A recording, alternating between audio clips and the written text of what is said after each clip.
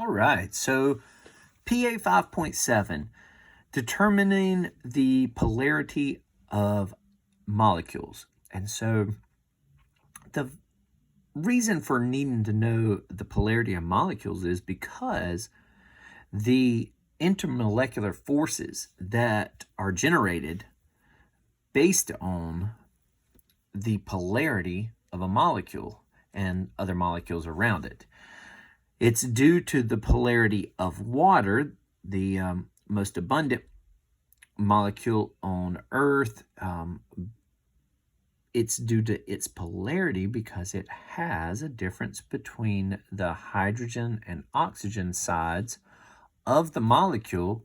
It causes there to be a really large contrast between those two, and because the different contrast between the hydrogen and the oxygen side, you have a really a pretty strong dipole, and which is simply this charge between the two sides. And because of that charge, that allows for water molecules to hold together to each other really strong, which is called a high cohesion.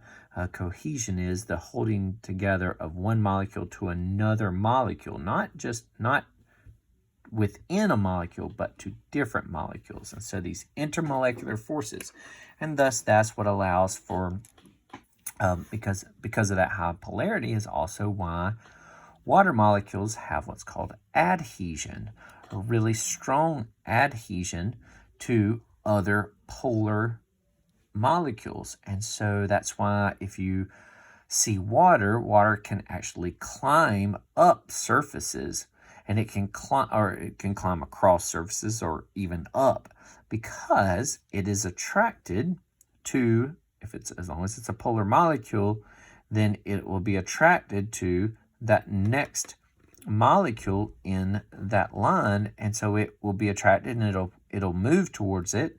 And then because it's attracted to itself, it'll also pull another molecule in its place. And so every time one moves, another one moves with it and keeps moving and keeps moving and keeps moving. You can see this. You can see how water will move up a surface by, if you were to get something wet, it will be not only have a wet line, but then the water line will actually be above the wet line. And so say if water only came this high on this surface, if this was the ground and this is where the water came to, well, you would actually see a water line somewhere up here where the water has actually climbed up this wall because of that adhesion, which is the attraction to a different molecule. And due to having polarity, both of them being polar, and then cohesion because a molecule is attracted to itself, so it pulls another molecule up with it as it moves up. And so, so that's the importance of polarity. And polarity, these intermolecular forces determine most of what we understand as the properties of solids, liquids, gases, whichever they are. Those properties are usually based on something's polarity. So let's look at how we determine the polarity of a molecule here. And so first off, what we're going to do is we're going to look at we have a different molecule on each one. So what you want to do first is you're wanting to draw this molecule. So we have nitrogen. And what we want to do is, if you can do it already, we'll go ahead and do this one. Nitrogen is bonded to itself, so it has two of these. Okay, and we know that they're going to form a triple bond here, and because of that triple bond that's formed, right, we know that the shape of this molecule is simply, because it only has two things, it's simply linear. All right, and so if we were to draw, is one side of this, is this nitrogen or this nitrogen? Does one side have a charge? Is it more charged than the other side? I have a difference from the other side. Well, in this case, they're both, this is they're both the same element. So we know all of these bonds, each one of these shared electrons are equally shared. And we know that's what's called a nonpolar. These are nonpolar bonds. So that means there is no polarity in the entire molecule here either, because both sides are equally shared. So this would be a nonpolar molecule. All right. Now, we'll just go to water, which is we were just talking about. And so we know the central atom is going to be oxygen in water. Oxygen has 6 valence electrons. All right, so that means 1 hydrogen is going to be here. 1 hydrogen is here. Right? When we redraw this, I should have slid this over just to give us more room, but when we redraw this, right,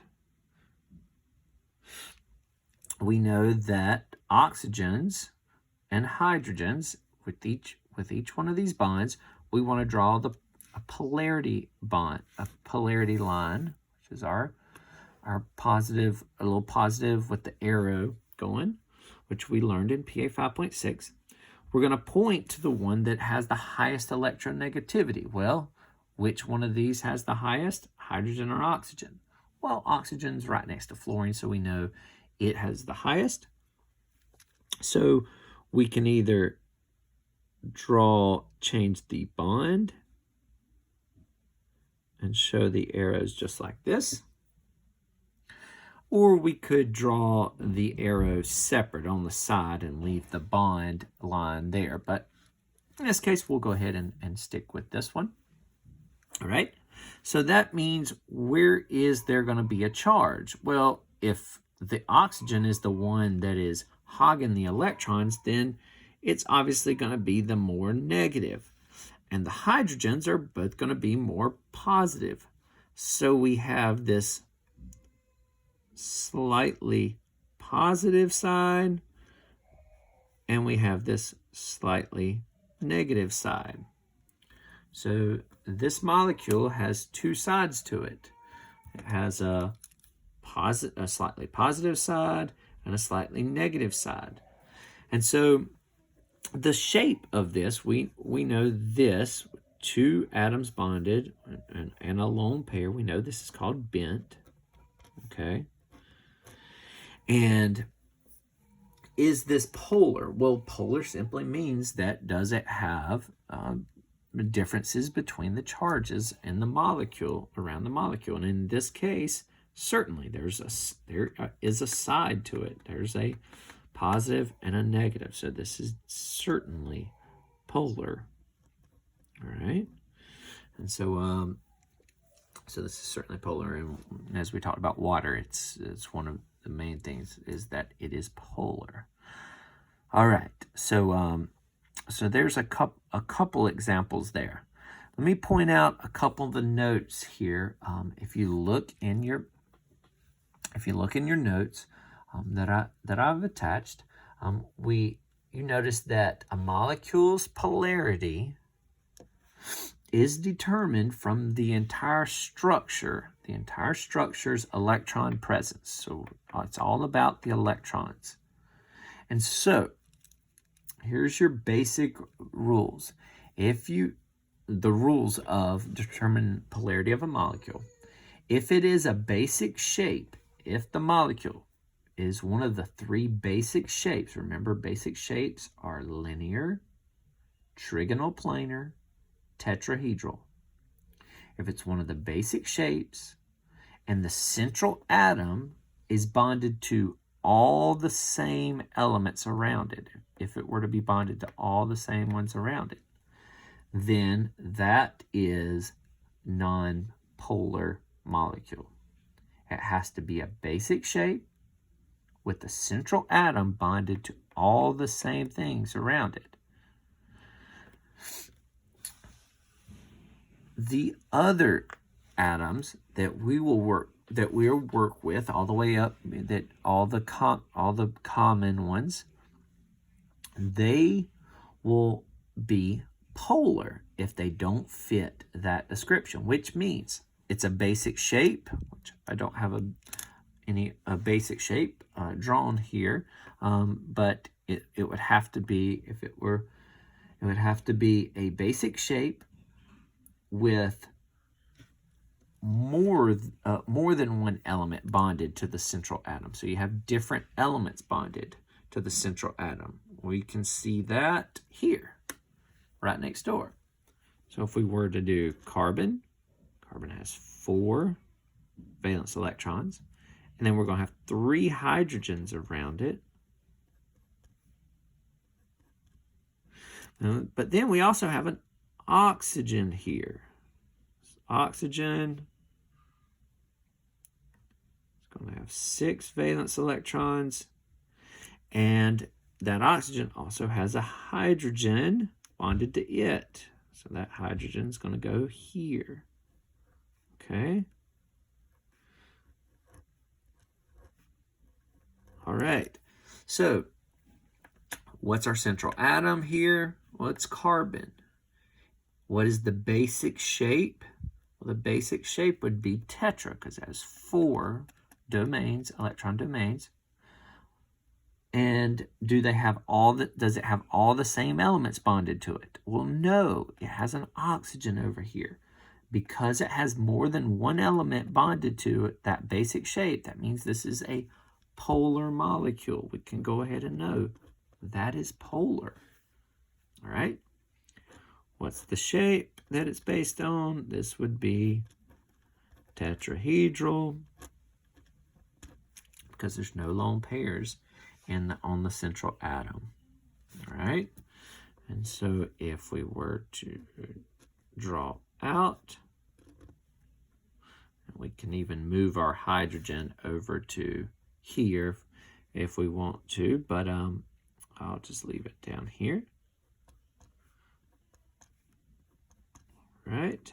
And so in each one, with carbon, hydrogen, which one gets the electron? Well, the carbon's closer to fluorine. So that means we'll draw them like this. Carbon or oxygen? Well, oxygen's definitely closer to fluorine. Carbon or hydrogen? Well, again, oxygen. Okay, so if we're looking at this entire molecule, we're looking at each one of the bonds, we see that the carbon hogs the electrons from these hydrogens, but then the oxygen actually hogs the electrons between it and the carbon and this hydrogen. And so all we need to understand at this point is that makes this a polar molecule. It's going to have obviously a negative. It's going to be a negative side over here, and then these are going to be there's going to be a positive side to it. And so anytime you have 2 different parts of an atom, then you have polarity. Okay, so I'm going to let you guys go through and do these. The other way to know that an atom is polar is if it has a lone pair on the central atom. If there's any lone pair on the central atom, then it is a polar molecule. It's really simple. So let's actually write these at the top. Polar molecules have one of 2 things. Either 1, a basic shape with different elements bonded, or 2, they have a lone pair on central atom. And obviously different elements bonded to the central atom. All right. So I think these two basic rules are good to help you and to make it easy. So I'm going to let you do the other ones and submit those. So that'll give you 9 different ones to practice on and submit those, and I'll check those off for you. All right. Good luck. Post any questions you have in the comments. I'll be sure to try to get to them as quick as possible. Looking forward to trying to help you understand polarity of molecules. Again, very important to the properties of any compound.